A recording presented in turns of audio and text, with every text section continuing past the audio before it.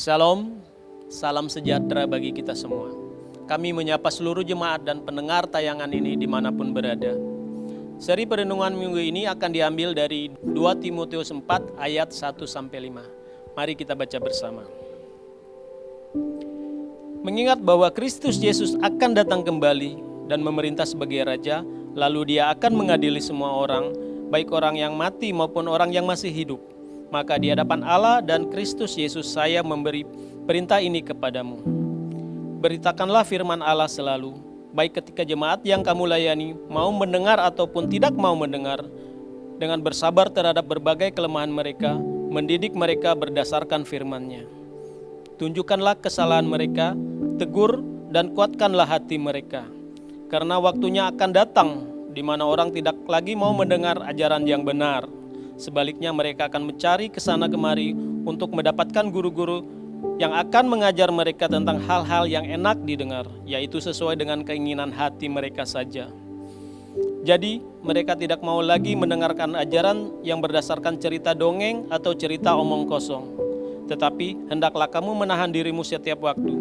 Jangan takut menghadapi kesusahan yang terjadi karena melayani Tuhan Yesus.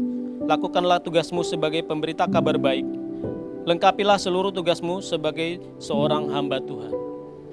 Di dalam perikop ini ada beberapa hal yang menarik, tetapi mari kita fokus kepada ayatnya yang kedua. Bahwa beritakanlah firman selalu, baik ketika jemaat yang kamu layani mau mendengar atau tidak. Dengan bersabar terhadap berbagai kelemahan mereka, mendidik mereka berdasarkan firman. Tunjukkanlah kesalahan mereka, tegur dan kuatkanlah mereka. Di dalam masa-masa ini, banyak sekali berita yang kita dengar, baik melalui televisi atau melalui media sosial. Berbagai kejadian terus-menerus terjadi dalam keseharian kita. Sebagai seorang yang diselamatkan oleh Kristus, mari kita bertanya kepada diri kita sendiri. Berita apa yang sering kita konsumsi dan kita bagikan kepada orang lain? Apakah berita tentang kegetirankah? Atau berita tentang ketakutankah? Atau kita lebih sering mendengar dan membagikan firman Allah, yaitu kabar baik yang kita sebut sebagai Injil? Di perikop ini, Paulus juga memberi perintah kepada Timotius bahwa Injil tetap harus diberitakan apapun yang terjadi.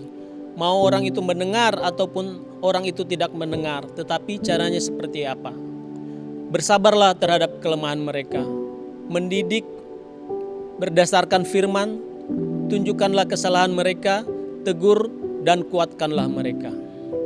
Di dalam surat yang sama, yaitu di pasal 3 ayat 16, disebutkan bahwa keseluruhan kitab suci ditulis sesuai dengan perkataan Allah sendiri dan berguna untuk mengajar, menegur, menunjukkan kesalahan dan mendidik kita bagaimana kita hidup benar di mata Allah.